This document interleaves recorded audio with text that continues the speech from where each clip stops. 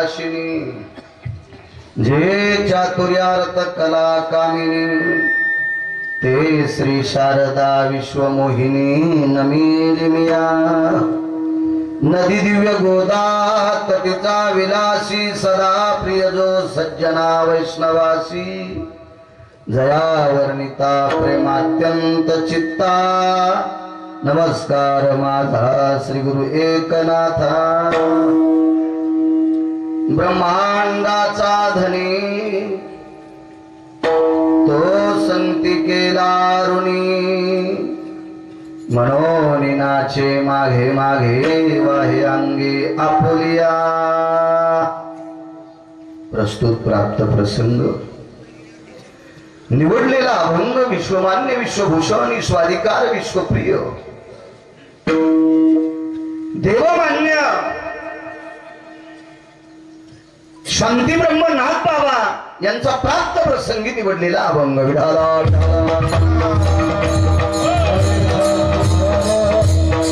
प्राप्त प्रसंगी निवडलेला अभंग माझ्या पैठणच्या मालकांचा आहे। या अभंगाद्वारे पैठणचे मालक एक निर्वाळा देतात की संतांचं ब्रह्मांडाच्या मालकावर कर्ज आहे।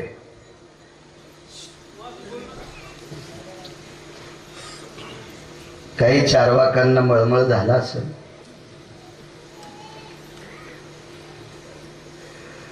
की देव हा संतांकडनं कर्ज कसा घेईल। देवता हा मोठा आहे।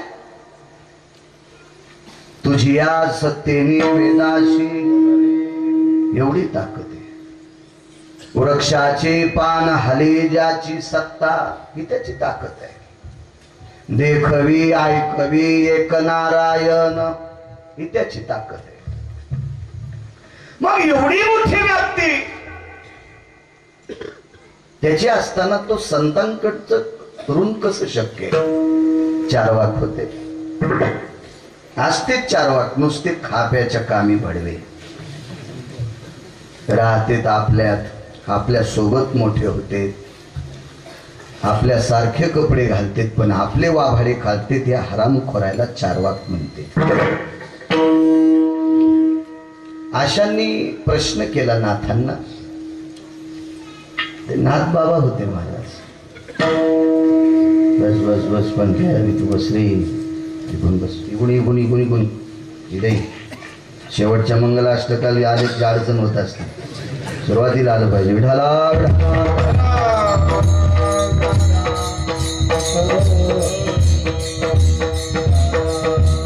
ज्यांना प्रश्न केलाय स्वामी ते शांती ब्रह्म एकनाथ महाराज होते। माझ्यासारख्या येडपड बाळ्याला प्रश्न केला असतात मी म्हणला असतो तुझ्या पाय पडतो व तुला जे समजायचं ते समज। कुठं नादी लागाव भंगी द्यायच्या। एक जण म्हणला आपला हात कोणी धरीतच नाही। कशाला धरीन तो भरका आहे ना आणि भरक्याचा हात धरून आमचे हात भरकायचे का तुझ्या धरीतच नाही तू म्हणा आम्हाला भेद। ग्रामपंचायतचा रोड केला एका माणसानं चांगला माणूस आजचं मला वाटते सरपंचच यजमानपद आहे ना त्याचं हीच काय असं समजू नका। मग रेडीमेड कपड्याचं दुकान आहे ज्याच्या अंगाला शर्ट येईन त्यानं घाला रोड केला आणि रोडच्या कडीला नाली होती। नालीतून प्रकाशराव डुक्कर उठलं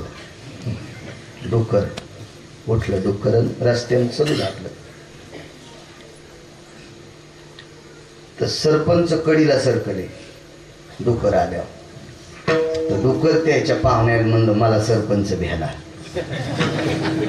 तर त्याच्यातला एक हुशार पाहुणा होता ते म्हणला येडगाळा सरपंच नाही भ्याला तू भरलेला होता म्हणून तो लांबून गेला।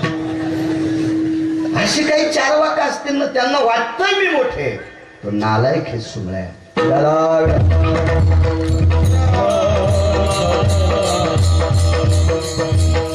माझ्या पैठणच्या मालकाला प्रश्न केला मालक तुम्ही भजन कोणाचं करता। ते बाबा तर नाथांनी सांगितलं मी विटेवरच्या मालकाचं भजन करतो। मग भजन तुम्ही पंढरपुरातल्या मालकाचं करता त्या अर्थी ते तुमच्यापेक्षा मोठा का लहान म्हणले मोठाचे ना आमच्यापेक्षा म्हणून तर आम्ही भजन करतो त्याच तो मोठा आहे आमच्यापेक्षा। मग मोठा माणूस गरीबाकडून पैसे घेत असतो का असं बऱ्याच वेळेस होतं मालक गड्याकून दीड पैसे घेतो. बऱ्याच मालकायला पैसे घ्यावं लागते पंढरनाथ असं होतं, कधी कधी होतं. हा झाला व्यवहार. नाथ बाबा होते. नाथबाबांनी सांगितलं, बाबा तुला माझ्या शब्दावर विश्वास नाही का? तू नको. मानील तो देईल काही, न मानील तो नेईल काही. मला सांगा, एक जण घोड्याला म्हणला, ते म्हणला मी घोड्याला घोडं म्हणतच नाही, काय होणार आहे? नको म्हणू. मी गाढवाला घोडं म्हणणार आहे, कसं शक्य आहे बरं? नाही वरातीवर बसेन, नाही म्हणलं वरातीला घोड्यावर बसन, पण घोडं गाढवाल म्हणेल. मान्य असते काय? नाही. ते नाथ बाबा होते, तू मान्य कर अथवा न कर, पण संतांचं देवावर कर्ज आहे. एक सोपी व्याख्या सांगू. दुपारच्या कीर्तनात सांगितलं होतं प्रकाशराव, ही 18 संत जर जन्माला आली नसती, याची समाधीतली साधू जर जन्माला आली नसती मैनागिरी बाबासारखी, तर तुम्ही आणि मी आपल्यात ऊसातल्या डुकरात आणि आपल्यात काहीच फरक राहिला नसता. आपण माणसं म्हणून जगतो ना, ही संतांची कृपा आहे.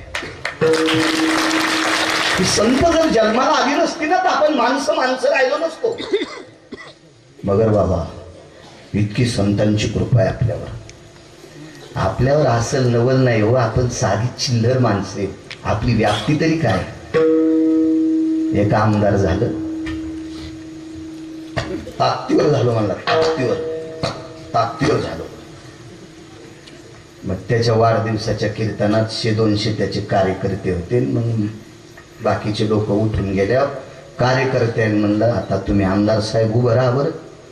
उभं राहिले. त्या दिवशी मला फोनवर बोललेलं, बोला बरं. ते म्हणजे पाय पडतो राव, ते दिवशी कुणा. म्हणलं काय झालं? या 200 लोकांमुळे आमदार झालोय. यायनं माझा प्रचार केलाय. यायनं जर प्रचार केला नसता तर मी लोकांना माहीत झालं नसतो. देव कोणी दाखिलाय?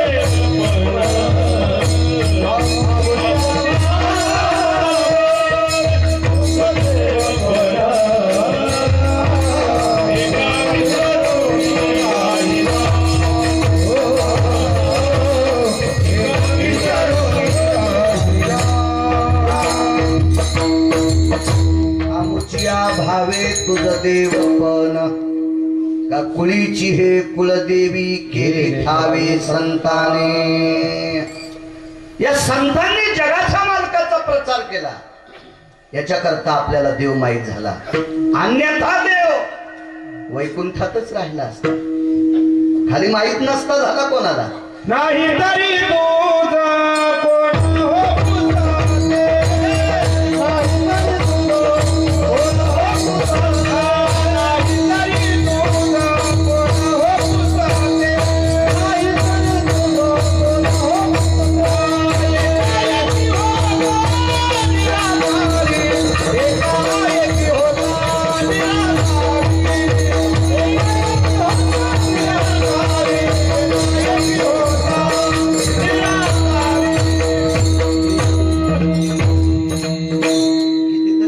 सांगता येते.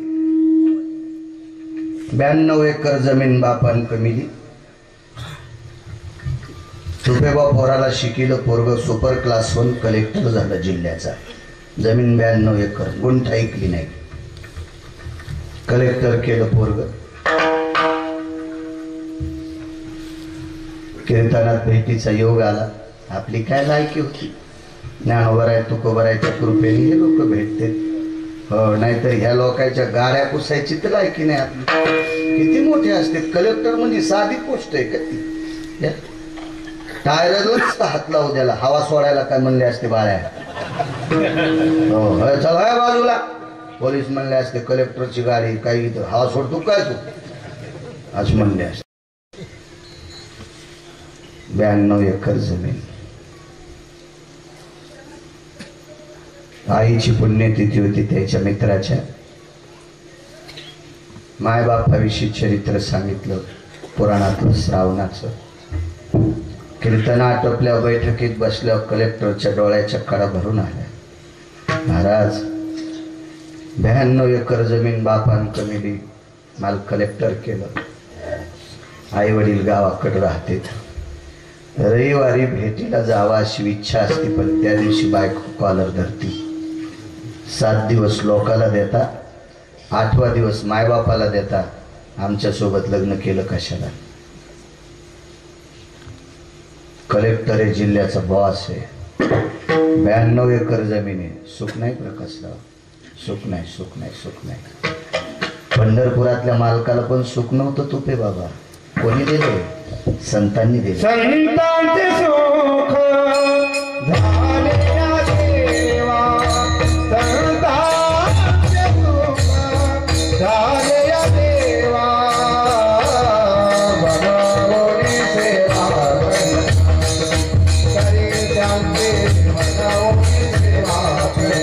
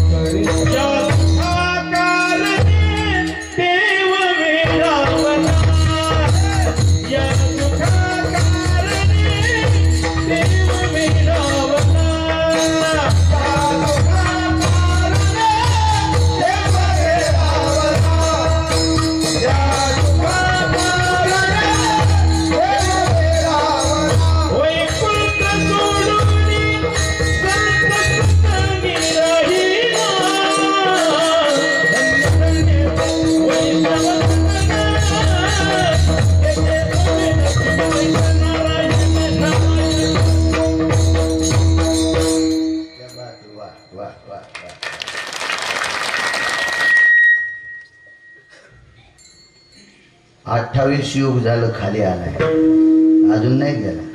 सुख संपल्यावर इथं राहत नव्हता. येडे पाहुण्याची परिस्थिती संपल्यावर गेलेला पाहुणा पण पत्रिका द्यायला की पटकन उठतो, आणि त्याच्या इथं मसळी आलेली असल्यावर मुक्कामाला राहतो. मग येडपट नालायक पाहुण्याला इतकी अकली येतात, तर देवाला किती अक्कल असं म्हणतो. एक जण म्हणलं माझ्यासारखा चालू जिल्ह्यात कोणी नाही. म्हणलं तुझ्यासारख्या चालूला ज्यानं जन्माला घातलंय तो किती चालू असेल तो कशाला दळायला म्हणलं वाळू त्याचं पीठ पडत असतं का सुमळ्या.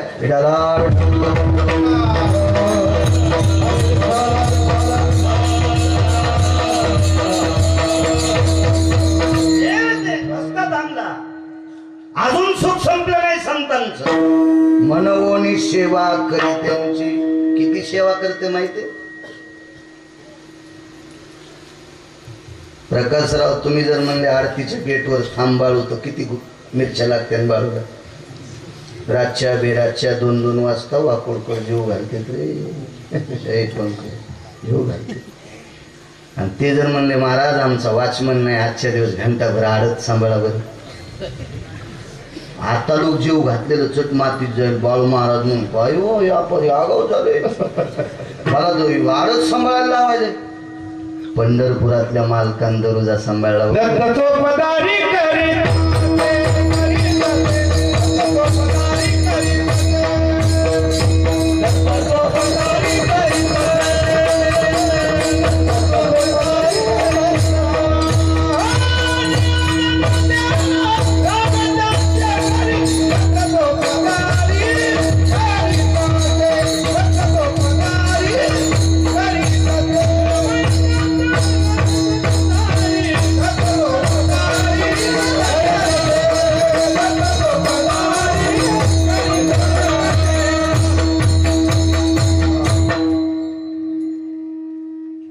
तरी 36 वर्ष स्वामी वॉचमन राहिला, गेटमॅन राहिला, चौकदार राहिला, जगाचा बाप नाथांच्या घरी.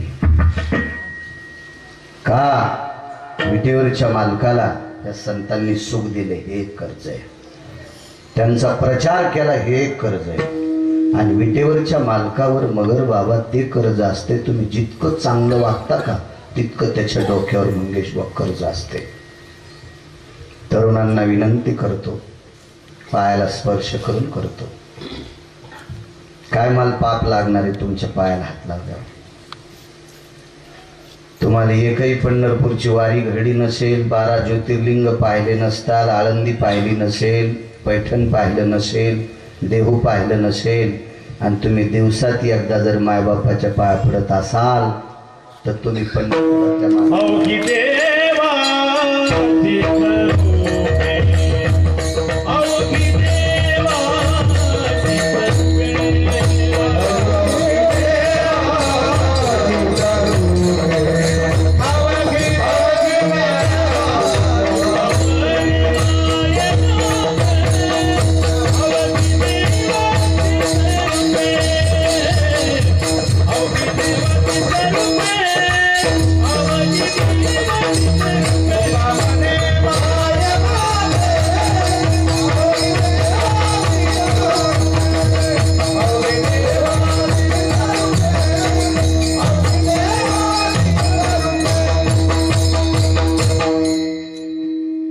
सेवा ज्यानं केली का त्याचं कर्ज पंढरपुरातल्या मालकाच्या डोक्यावर पडते.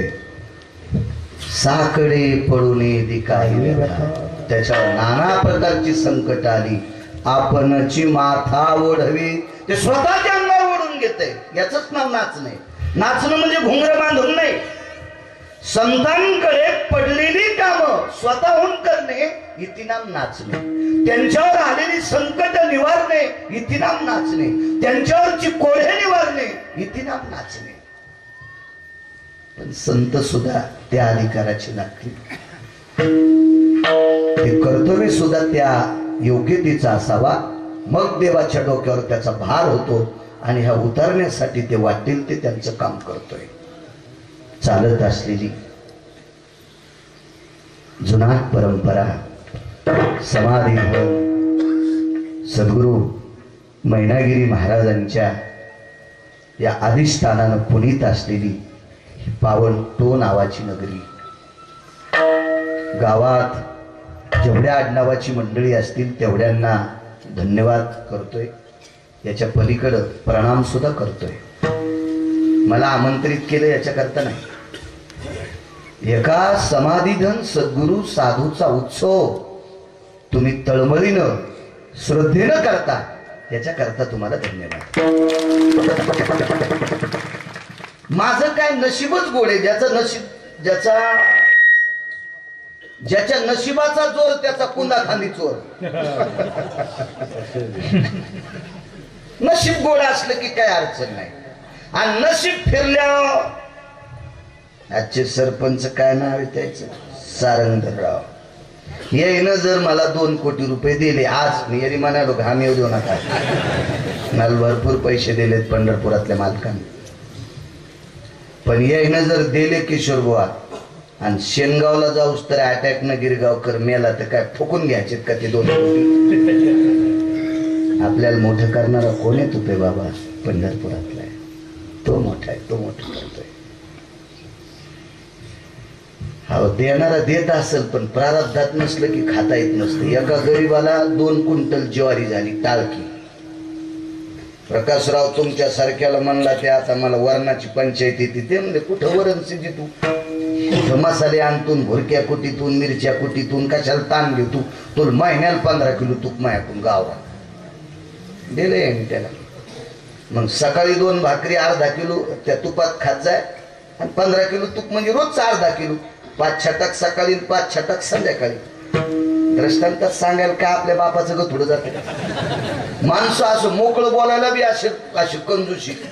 हो हो, हे मळ्याच्या ठाळवरलं लोणी खाणारे हे नुसतं चांगलं पण बोलत नाही. तर सकाळी 5 छटाक आणि संध्याकाळी 5 छटाक तूप खाऊन मरावून मुकाट्या. यानं त्याच्यातलं 8 किलो तूप विकलं आणि त्या पैशाचे बैंगन घेत होता, आणि बैंगन भाजून बैंगनावर तूप खात होता. लय बैंगनेला आकली नाहीत, कशावर तूप खा मिळालं नव्हतं का त्याला? तूप खाता आलं का? नाही. मग हे पचू द्यायची ताकद मालकात आहे. त्याच्यात ताकद असते. दुर्बळाचे हाती सापडाले धन, सापडाले धन. दुर्बळाचे हाती सापडाले धन, सापडाले धन. करिता कथाना, नाही त्याची. करिता कथाना,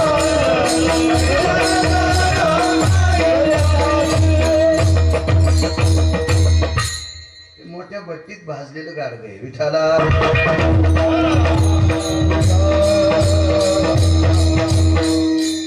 निदैवाच्या परिवारी आळंदीतल्या मालकाचा पुरावा आहे. तिथं उपवास करायला ध्यानासाठी. अरे सुंगळ्या तुझ्या खाली सांगा पुरलाय तू त्याच्यावर बसून धिरडे खालास. हो त्याच्यावर बसून धिरडे खालाय, शेंगुळे खालाय, भेंडुळे खालाय. त्याच्यावर बसून शेंगुळे करायचे नाही तुम्हाला, गळफासे. आणि तपश्चर्या करायला धनासाठी प्रकाशराव. आणि खालीच गाडगं पुरलेले 2.5 किलो सोन्याचं. प्रारब्ध खोट, चांगलं किती करायचं त्याच्या हातात. चल अशा परम पावन संतांचा उत्सव तुम्ही करता. दरवर्षी मी बघत राहतो काही ना काही कमिटी नवनवं काम करते. स्वयंपाकघर करतील, काही करतील, आगळं वेगळं. मधल्या 1-2 वर्षामध्ये ब्रह्मांडाच्या मालकाची प्राणप्रतिष्ठा केली. एक आगळं वेगळं नाव गोडस. तुम्हा सर्व गावकऱ्यांना धन्यवाद.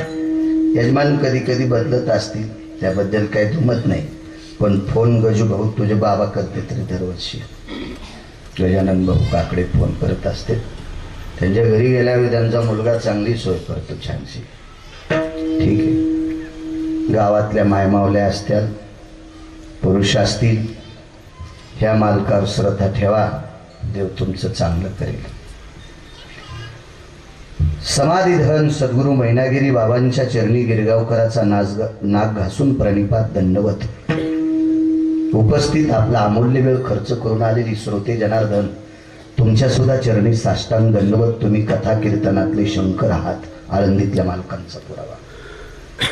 महाराष्ट्राच्या मातीला लाभलेलं मृदंग क्षेत्रातले तात्विक सात्विक विद्वत्ता प्रचूर रत्न आदरणीय स्वामी सुद्धा या ठिकाणी आहेत. त्यांना सुद्धा ज्यांच्या मुखारविंदातून माझ्या देवादिदेव भगवान शिवशंकराची कथा ऐकता, विश्वाचं निसर्गाचं चक्र ज्यांच्या डोळ्यात आहे ते देवादिदेव भगवान शिवशंकर. अशा शिवजींचं चरित्र ज्यांच्या मुखारविंदातून ऐकता, परमश्रद्धे आदरणीय तुपे महाराज नाशिककर, त्यांना सुद्धा नित्याला रोज इथे वाजण्यासाठी या परिसराला लाभलेलं मृदंग क्षेत्रातलं रत्न आदरणीय मंगेशजी महाराज आहेत. त्यांनाही गायन क्षेत्रातली या परिसरातली बुलंद तोप मनोहर महाराज आहेत. गोडसा सुरेल आवाज आहे. पलीकडे जालना जिल्ह्याला लाभलेली एक सुरेल बुलंद आवाजाची तोप आदरणीय किशोरजी महाराज आहेत. इकडे परभणी जिल्ह्याला लाभलेली एक गायन क्षेत्रातली अत्यंत तात्विक सुरेल बुलंद तोप पंढरीनाथजी महाराज कडे. पलीकडे बीड जिल्ह्याला लाभलेलं प्रमाण क्षेत्रातलं मुद्देसूद वैकुंठवासी नथुराम बाबा म्हणायचे, कीर्तनकार बोलत असताना मुद्देसूद प्रमाण दिलं की कोटीची नोट. असा गोड ज्यांचा अभ्यास आहे, पाठांतर आहे, शिवोत्तरेश्वर बापू वाडगीकर. त्यांच्याकडे सरपंच जशी ते मैनागिरी महाराजांची सजीवन समाधी आहे, तशी त्यांच्या गावात नारायण बाबा नावाचे फार मोठे निष्ठावंत वारकरी होऊन गेले. कृपा आहे. बापूंनाही धन्यवाद. आणि संस्थेची सगळी विद्यार्थी ही भविष्यातली ज्ञानोबाराय तुकोबारायची चिंतन सांगणारी ही वारकरी आहेत. महाराज फार दिवसापासून तुमच्याकडे इथे सेवा असते पारायणाची. आमचे रामेश्वर महाराज यांच्या गावाला कीर्तन घेतलं ना मनोहरबा तुम्ही, आडोळी आडोळी तुम्हालाही प्रणाम. बऱ्यापैकी ज्येष्ठ श्रेष्ठ महाराज गजानन महाराज आदी करून बऱ्यापैकी महाराज मंडळी आहेत. एक महत्वाचा भाग सांगतो. महाराष्ट्राच्या मातीला पुराण क्षेत्रातलं 1 नंबरचं रत्न कोण लाभला असेल, वारकरी संप्रदायातले आदरणीय तो वैकुंठवासी सद्गुरू माधव बाबा मगर. तुम्ही नशिबान आहात सज्जनांनो, या मातीत या प्रांतात त्यांचा जन्म झाला 5-4 किलोमीटरवर. माधव महाराज मगरांचं तुपे बाबा गाथानवनीत जर वाचिलं आणि त्याच्यावर जर अभ्यास केला तर भारत देशातला कुठलाही कीर्तनकार जर उभा राहिला तर प्रमाण द्यायला तो वारकरी ऐकणार नाही. आता सुविधा आहे महाराज, आता मोबाईल आहेत, नाना प्रकारचं इंटरनेट आहे. काय असेल हो, त्यांना जाऊन 30 वर्ष होऊन गेली, जात राहिली. त्यावेळेला मी 11.5 वर्षाचा होतो.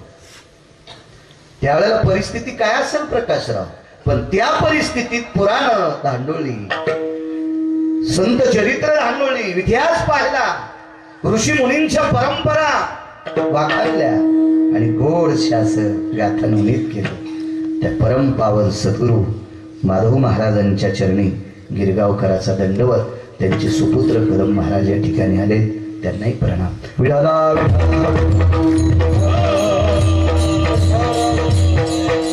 साऊंड सिस्टीम वाल्यांना कोटी कोटी धन्यवाद. वा,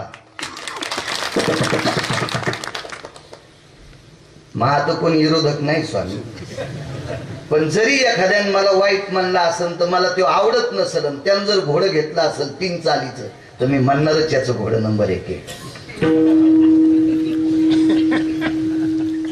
तेव्हा एखाद्यानं जर प्रमाण चांगलं फेकलं तर त्याला दाद दिली पाहिजे. त्यानं प्रमाण फेकल्याच्या नंतर जेव्हा असा कष्ण सतवून करीत असेल ना तर समजायचं ही घोडाची अवलाद आहे. तुम्हाला मी मराठवाडी भाषेत सांगितलंय, मी पुराव्याशिवाय बोलणार नाही. येन प्रतिभासा स्थिताननीश भयं स्थितेषु ज्यायास वर्ण वर्णेति भय स्थितानां हृदया सर्व यके सर्व जायायो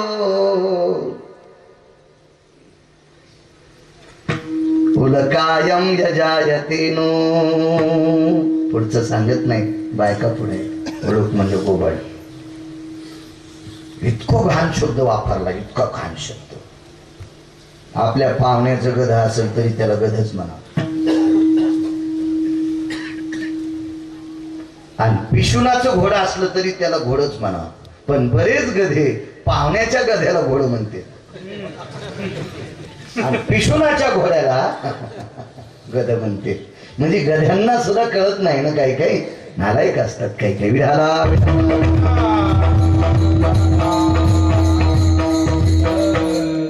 सर्व वारकऱ्यांच्या चरणी गिरगावकराचा सादर प्रणाम.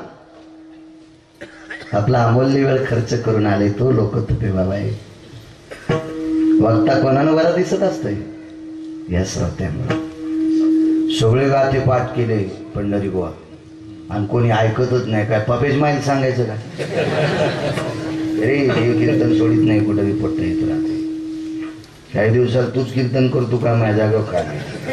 अरे पंकज, हे पंकज बी येत असतो कुठून बी, वाकोडकला असतील. चला, चालत आलेल्या ह्या परंपरेत पैठणच्या मालकांचा अभंग घेतलाय. संतांचं देवा कर्ज किती आहे आणि देव किती नाचतो त्यांच्याकडे. जेवढा आशीर्वाद देतात तेवढी 2-3 पुराणे तुमच्या पुढे मांडली. 10 वाजले म्हणजे 5 मिनिटं कमी आहेत. आता आपल्याला फक्त 35 मिनिटं बोलायचं. विठाला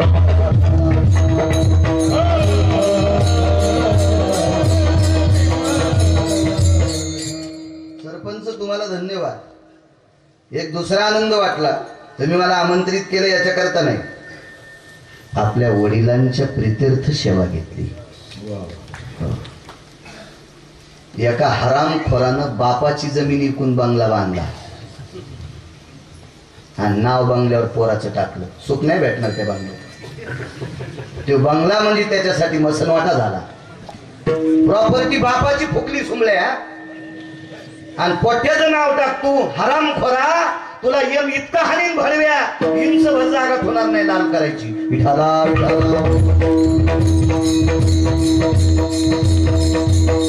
काही अर्थ नाही परमार्थात देखावा करणं. काय अर्थ आहे? जी बाई 5 हरिपाठ वाचायली, नवऱ्याचा पिना पाडायली, काय करायचं तिला तुळशीला पासून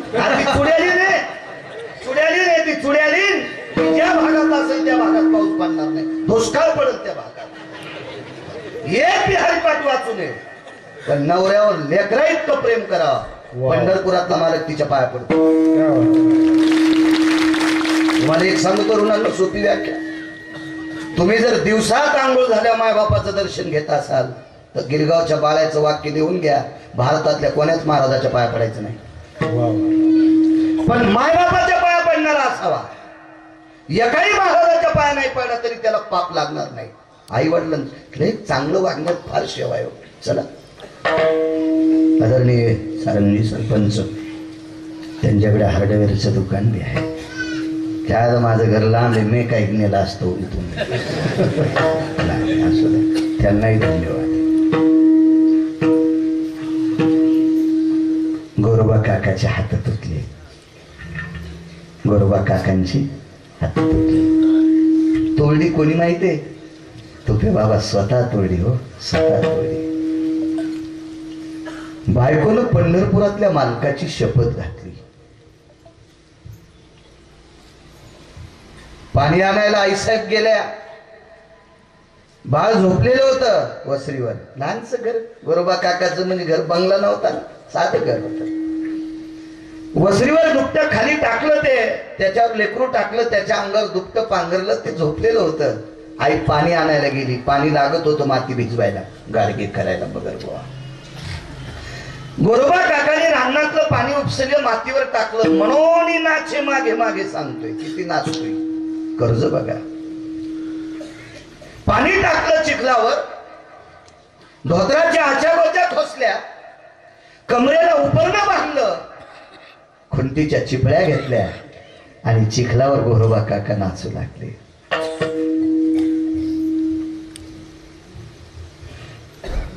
मोठ्या माणसाचा पुरावा आहे. वैकुंठवासी रंगनाथ गुरुजी परभणीकरांचा एक पुरावा होता. अष्टादश संतांपैकी एक पुरावा आहे. कामामध्ये काम, काही म्हणा राम राम.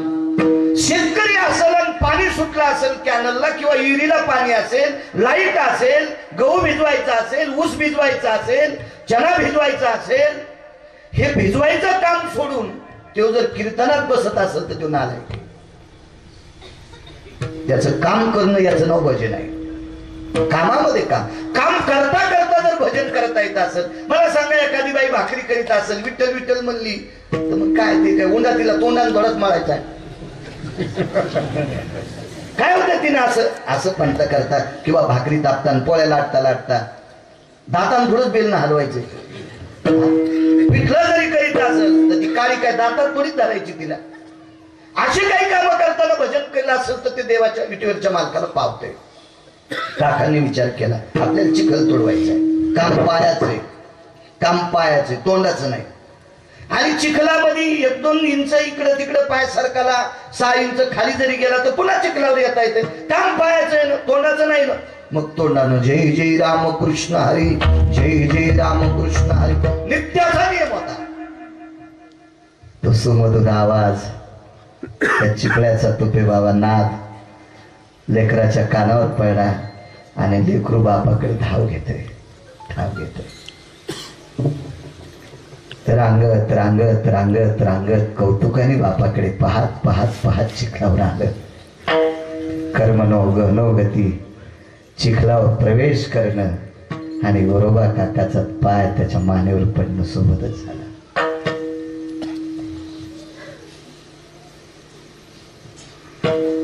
चिखली मिळाले रक्तमास, कीर्तनी भजनी गोरोबा रंग, कीर्तनी भजनी गोरोबा रंग, भजनी गोरोबा रंग, कीर्तनी भजनी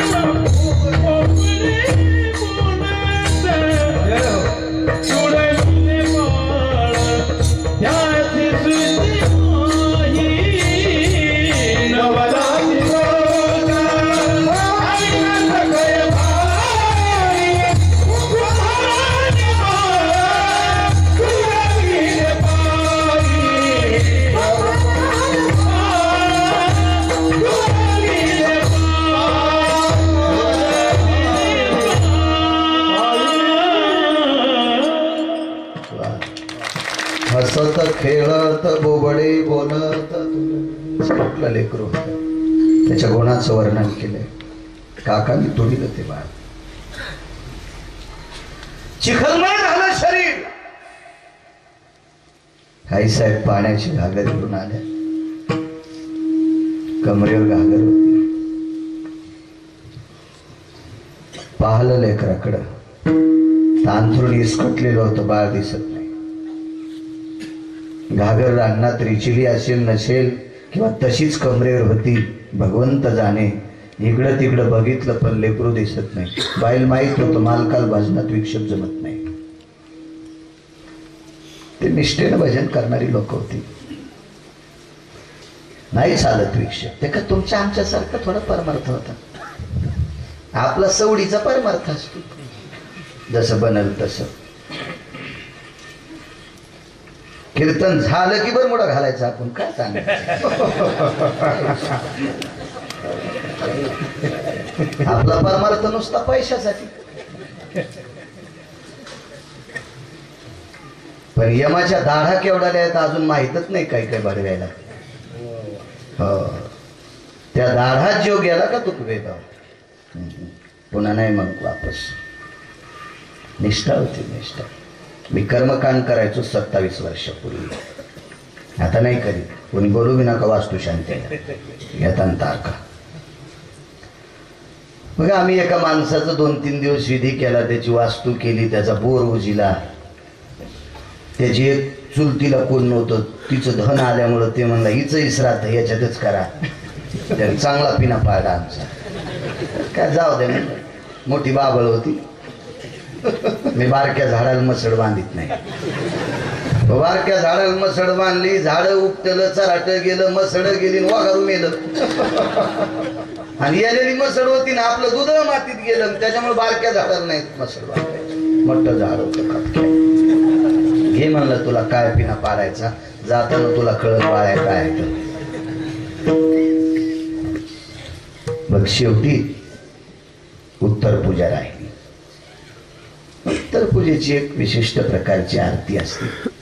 आमच्या 2-3 मित्र यायला म्हणलं तुम्ही आरती करा. त्याच्यातला आमचा एक मित्र लय आळशी होता. कमी पडलं म्हणून त्याला नेलतो.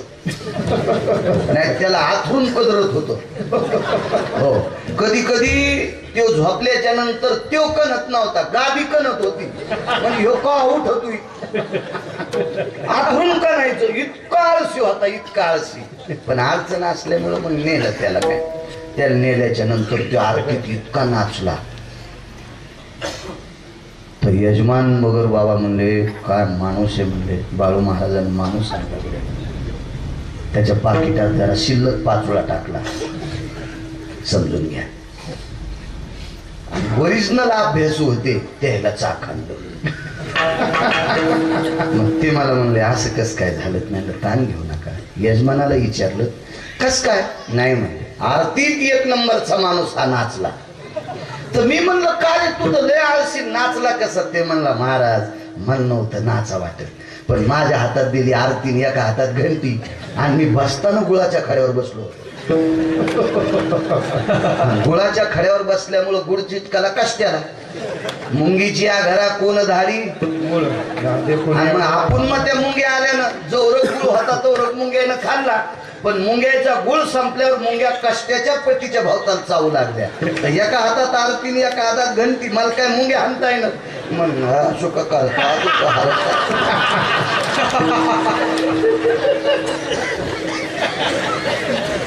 हे आपला नाटक्या परमार्थ.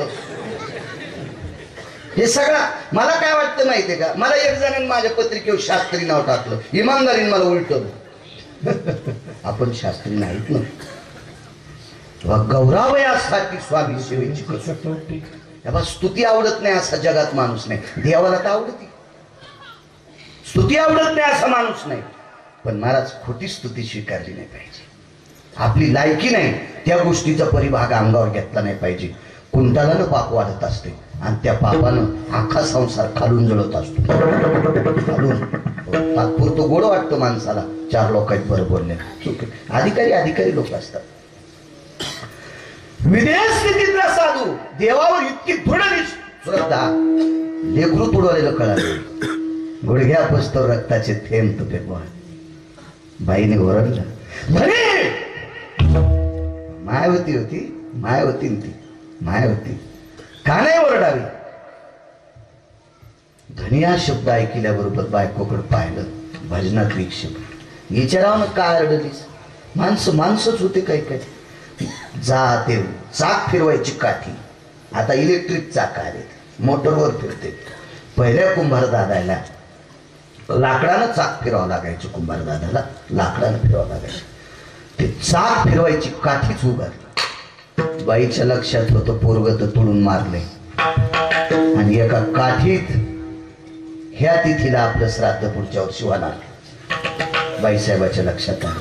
पण बाईसाहेबाच्या लक्षात आलं ऐकायला एकच औषध, पांडुरंगाची शपथ हात लावता पा. दिली काठी फेकून. बहिणीत रूपांतर दुसरी केली. दिली बापाने केली म्हणजे दिली. तो काळ बरा होता ना. आता किती बायलाटी टाका वेळ लाग ना आता. तो काळ होता तो. बापानं सांगितलं पहिलीला सांभाळलं तसं सांभाळा. सर्वांना ज्ञात आहे. शेजारणीच ऐकून एके दिवशी अंगावर हात टाकले, अंगावर हात घेतले. तोडी लेकर आणीसाठी वैराग्याचा मेरू तो गोरा कुंभार आणि तोडी लेकर आणीसाठी विटेवरच्या मालकाची शपथ बाटली बेट्यावर तुम्हाला फाचणी तोडून टाकले. संक्रांत महिन्यात 6 महिन्यावर आली. मावल्या होत्या हिंदू संस्कृतीतल्या. संक्रांतीला वाण देण्यासाठी सोडे लागतात, गाडगे लागतात. आणि संक्रांतीचं वाण गाडग्याशिवाय देऊ नये असं पुराण सांगते. मध्यंतरी पैशावाल्या बायकांनी जरा शहाणपणा केलता. कोणी चांदीची बुटकी घेऊ लागल्या, कोणी तांब्याची घेऊ लागले, कोणी पितळाची घेऊ लागल्या. मालकाचं आयुष्य कमी होऊ लागलं ना त्यानं. नियम नाही मोडायचा नाही नियम. कारण घर जर 1200 कोटी रुपयाचं घर आहे एका माणसाचं, 1200 कोटी रुपयाचं घर आहे. ते काय मा सासरा नाही काय नाही. जाऊ द्या तितकं कशालीच पाहिजे. माझ्या जीवनात वास्तू शांती करायचा योग आला. 7.5 कोटी रुपयाचं घर, 7.5 कोटी रुपयाचं घर बांधलं. ते 2 तोळ्याचं बुटका आणत नव्हता का मग बाबा सोन्याचं. वास्तुपुरुष सोन्याचा होता. पण वास्तुपुरुष घरात अग्नी दिशेला ठेवत असताना तो वास्तुपुरुष मात्र मातीच्या गाडग्यातच ठेवा लागतो. नियम आहे. मोडायचा नाही नियम. कोणाच्या बापाची जी आगिरी नाही, मोडायचा नाही नियम. आता सप्ताह चालू आहे. 7व्या दिवसाच्या कीर्तनकाराने रूपावर किंवा नामावरच बोलावा. पुढच्याला किती जोर आला ते तुला पाकिट देईल. पण तू परंपरा मोडू नकोस. तू गाडीत काय येतो, हेलिकॉप्टर नाही, विमान नाही, पण मागणी पर किंवा रूपावरच बोलावा. ही परंपरा आहे. मागच्या महाराज कन्या आंबाड्या घुगऱ्या खाऊन लोकांनी पायी जाऊन कीर्तन केले, पण परंपरा टिकल्या. आता तुमच्या माझ्यासारख्या सुखाच्या काळात वावरणाऱ्या महाराजांनी परंपरा जर मोडल्या तर आपले संसार इतके मातीत जातील. आणि संसारिक जरी नसला आणि असला तर कोण्या नरकात टाकावा सुद्धा कळणार नाही. कारण या मागच्या लोकांचा अपमान करणं ही आपली पात्रता नाही, योग्यता नाही. चला, म्हणून माझ्या मावल्यांना तुम्हाला विनंती करतोय, तुमच्याकडे 5 क्विंटल जरी सोनं असलं तरी मातीच्याच बोळक्यात वाण दिलं पाहिजे. कळस सोन्याचा होता, पण सोन्याच्या कळसाला 81 बोळक्यानं स्नान घालते. ते बोळक मातीच असतं. मत्कुंभास्थितो भयो अरुणास्थित कलशायाम स्नानो सर्व शुद्धोदक भयो कुंजरा पदास्थित मृत्तिकाया. हत्तीच्या पायाखालची माती. आपांपतियो निरभयो सर्वास्थित जायम सरितायत गंगोदकः पंचगव्यास्थितं मृत्तिकास्थित जायते शुद्धोदक स्नानं स्तदेव जायो नैवं गिरगावकर लिखितम्. मोठ्यांचं वाक्य. ह्या परंपरा आहे.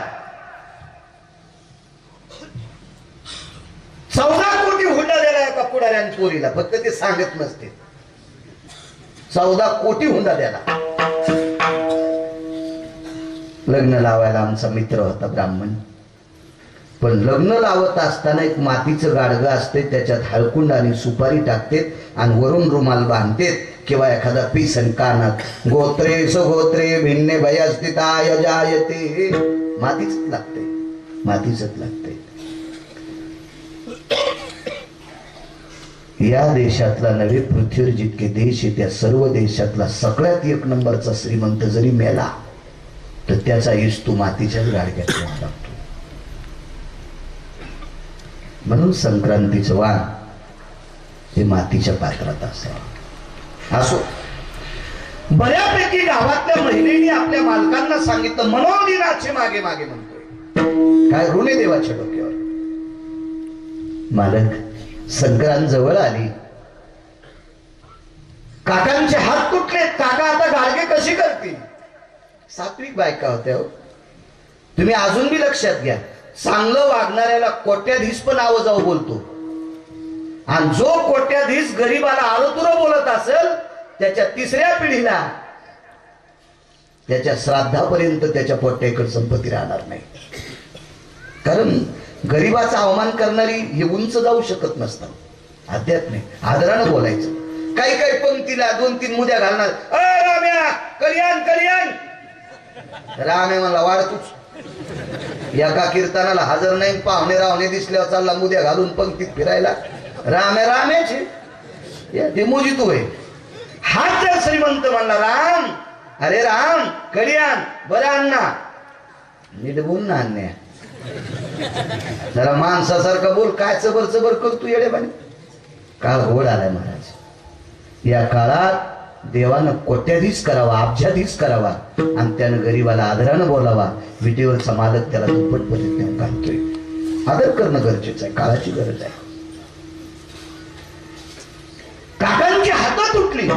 बऱ्या घरच्या बायका सात्विक तात्विक होत्या. एक जण गेला, काका काय, काही नाही, पाहुण्याला निरोप दिलाय आणि बऱ्यापैकी पाहुणे येतो म्हणतात पण येत नाही. गरीबाचं कोण ऐकत आहे. दुर्बळाचे कोण जगमानी जगमानी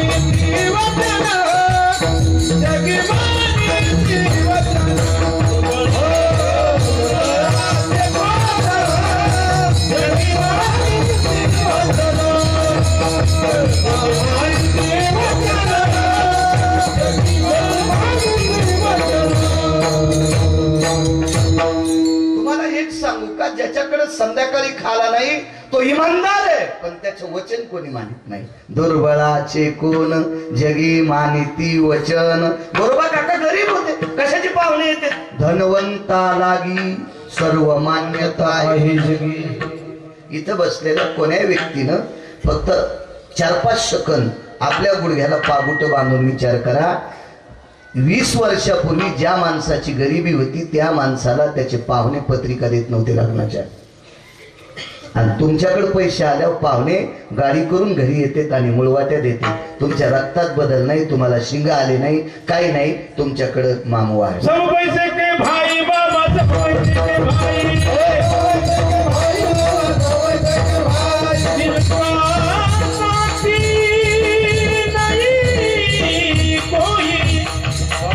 जब तक अपने पल्लों में पैसा हुए सब कोई सलाम सलाम करे, सलाम करे. सब वैसे के भाई, सब वैसे के भाई, सब वैसे के भाई, सब वैसे के भाई, सब वैसे के भाई, सब वैसे के भाई, सब वैसे के भाई.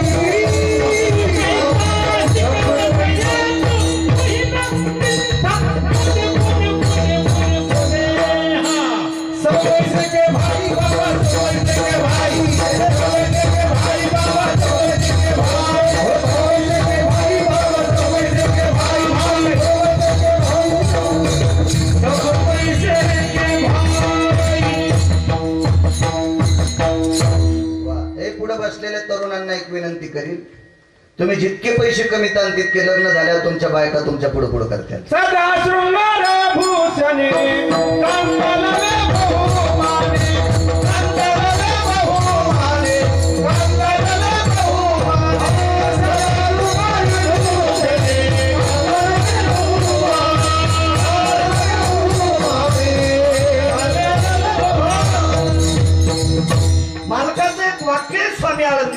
काकांचं. धनवंत पुरुषाशी स्त्री लवथव करी कैसी, कुटका देखो निशुनी जैसी पुच्छ हलवी. बायका पण काय काय म्हणतात, कदरले मेलेच्या संसारात. एक जण म्हणला पैसे का मेल्यावर संग न्यायचे का? सुंबळ्या, पैसे मेल्यावर सरणात टाकीत नसते पण मरेपर्यंत लागत असते.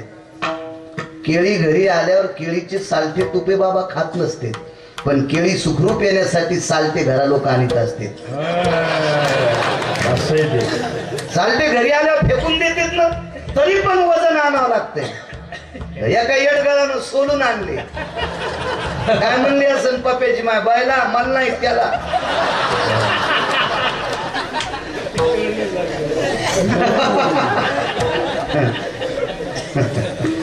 शिकरासाठी गाड न्यावं लागलं असतं, नाही तर भांड थैलीत कसं होईल शिकरण. पैशाला किंमत आहे. कमवच तुमच्या वाट्याला शेती आली असेल, नोकरी आला असेल, पैशाला विश्रांती देत जा. हो, काल परवा 10-5 हजार जवळ आले, वाढदिवसाच्या दिवशी जोडीले. हो, मित्राने मस्त मजा मारली, सकाळी ते झोपले नाही, उठला तर काहीच नाही. हो, आंघोळीला गेला, बायकोन म्हणला टावल तिनं फाटका बरकर द्याला थोत्तर पुसायला. ती म्हणली मागचा फाटलाय, मी पोतरा केला, मला वाटलं काल पगार झाली येताना टावेल आणताना. ते म्हणलं वाढदिवसातच उडीले, मग परकारानं थोत्तर पुसातात. म्हणजे हे नाही, हे रुमाले मग.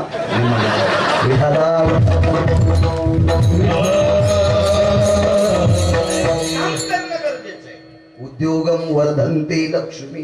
तुम्ही काम करायचं पोरांनो, मोठे व्हाल, मोठे व्हाल. असं बऱ्यापैकी चोखवत आमच्या गुरुबा काकाकडे आले. काकाने सगळ्यांना प्रणाम करायचा. गळ्यात तुळशीची मोठी माळ महाराज, वाकून लवून चोखून प्रणाम करणारी व्यक्ती वारकरी होते. एक मोठ्या घरची बाई घरी आल्या. काका या बाईसाहेब. बाईसाहेब शब्द वापरला. या या या. फाटकी वाकळ बसायला टाकली. बाई अधिकारी होती. बाईनं सांगितलं, काका ज्या वाकळीवर तुमच्यासारखा निष्ठावंत वारकरी बसतो, त्या वाकळीला आमच्यासारख्या श्रीमंतानं पाय लावणं म्हणजे आमचे पितर नरकाला जातील. त्या गोदाड्याची आदर केला त्या बाई, मोठी बाई. आले काका, संक्रांत 15-20 दिवसावर आली, काय करायचं? काही हरकत नाही बाईसाहेब, येईल एखादा पाहुणा. बऱ्यापैकी पाहुण्याला निरोप दिलाय. सगळ्या पाहुण्यानं नकार दिला तुम्ही बाबा, सगळ्या पाहुण्याला. त्या दिवशी संध्याकाळी खोर अर्धी भाकरी खावा वाटत नव्हती, बळस लोटली. नित्यनेमाचं भजन आटपलं. दारात वसरी संक्रांती गारव्यात असते, गारठ्यातच असते संक्रांत. बाहेर वसरीवर पोतं टाकलं. उशाला काय घेतलं असेल, साडीच्या तनसाची उशी घेतली आणि झोपताना एकदा विटेवरच्या मालकाला प्रणाम केला. देवा, अरे लेकरासारखं गावानं सांभाळले रे परमेश्वरा. अरे काही अडचण येऊ दिली नाही रे देवा. देवा असा दिवस नाही रे माझ्या घरी चूल पेटली नाही. कोणी ना कोणी काही ना काही द्यायचं रे देवा. आतापर्यंत लेकरासारखं गावानं प्रेम केलंय आणि या गावातल्या सौभाग्यवती स्त्रियांना वाण देण्यासाठी सुगडे करायचा व्यवसाय होता रे देवा. देवा तुझ्या हाने करता हात तोडेत रे देवा. देवा मला तू प्राणापेक्षाही जास्त आवडतोस रे. माझ्या शरीराचा संग केलेल्या पापी हाताने तुझी शपथ पाठवली रे देवा. याच्या करता मी हात तोडेत रे देवा. पण ज्या समाजानं, ज्या गावातल्या लोकांनी माझ्यावर कृपा केली, त्यांच्या ऋणातून मुक्त होण्यासाठी मी सुगडे करू शकत नाही. झोप लागली. झोपेत ठराविक लोकांचे डोळे रडले. बोलोबा महाराज एकदा वारी करत असताना मारुतीरायाच्या मंदिरात झोपले होते. तर हातपाय दुखत असताना उद्या आपण पंढरपूरच्या वारीत चालू शकत नाही म्हणून झोपीत रडत होते. मारुतीरायानं पाहिलं, बोलोबा महाराज झोपीत रडत. पंढरपुरातल्या मालकाला सांगितलं, त्या गावाचं पंढरपूर करा. ताकद असते लोक, ताकद. रडले, झोप लागली. पहाटे उठले काका. स्नान आटपलं, नित्यनेम आटपला, देवदर्शन झालं, तुळशीला पाणी घातलं. फार मोठं शिवलिंग आहे तेरला. फार मोठं शिवलिंग आहे.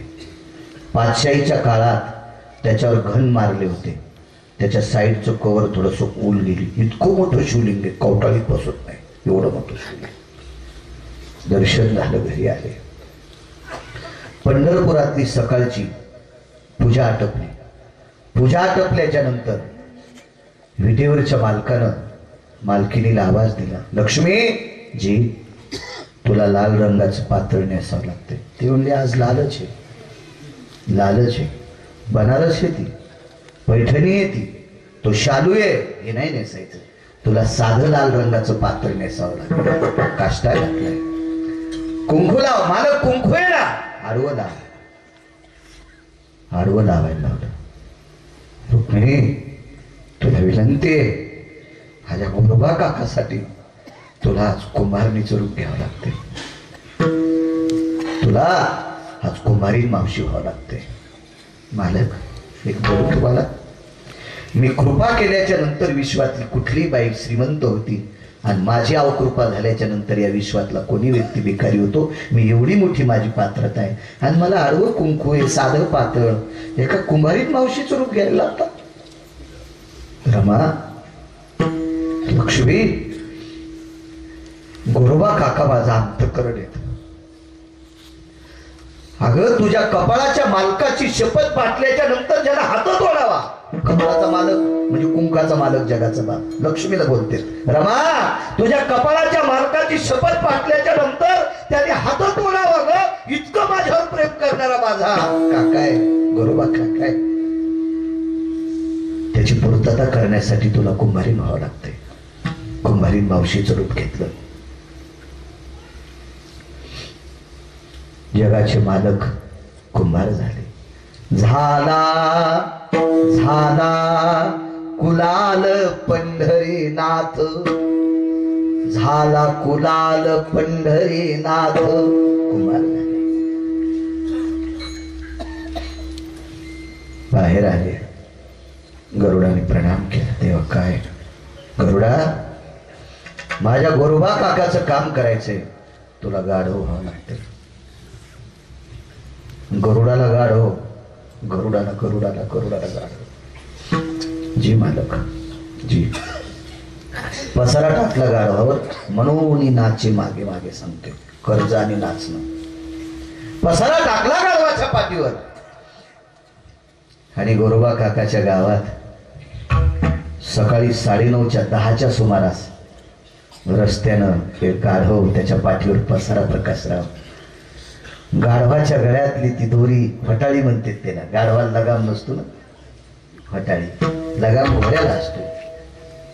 फटाळीचं ती दोरी हातात धरलेली आणि पलीकडनं आडवं कुंकू, लालबुंद कपाळ भरून कुंकू लावलेलं. आपल्याला दुपारी नामदेवरायचं दर्शन घेत असताना वाटीच्या तोंडा एवढं कुंकू लावलेली मथारी दिसली. आनंद वाटला. हो, त्याला येत नाही तर सूक्ष्मदर्शकाखाली पाहावं लागते. सौभाग्यवती काही व्हायचं, इतकं बारीक लावतात, इतकं बारीक, आणि ते बी खाली लावतात. वरी काय कोंबडी बसवायची कांडे गोळायला. कसं मालकाला आयुष्य वाढणार.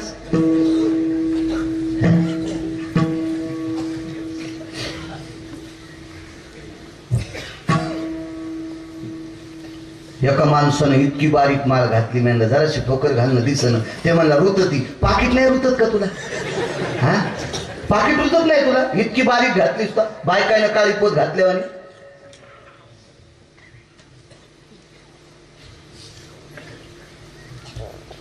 महाराज तुम्ही 5 किलो जरी सोनं घातलं ना, बाळ्यानं जरी 5 किलो सोनं घातलं तर आपल्या घरातले फुकताना चट काढून घेते, पण माळ नाही काढून. कोणाची माय गेली?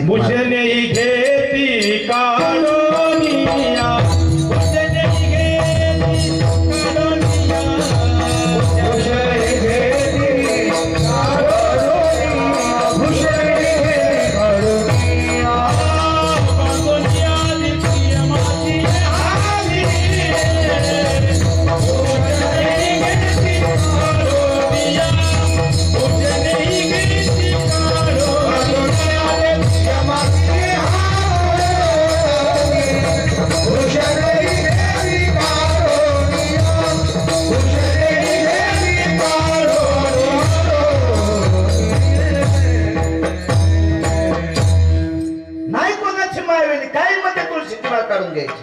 सगळं बरोबर घेते. कुंकू लावणाऱ्या माझ्या मावल्यांना विनंती करतोय, टिकली का लावीन पण त्याच्यावर एक कुंकाचं बोट लागायचा. कारण सांगतो तुम्हाला, ज्या बाईचे मालक अगोदर जातात ते 14 मान हाणतात महाराज, 14 सन्मान आणून घेतात. पहिला सन्मान आहे नवऱ्याचं प्रेत बाहेर काढलं की गावातली हिदवास तरी पदरानं तिचं कपाळ पुसते. एक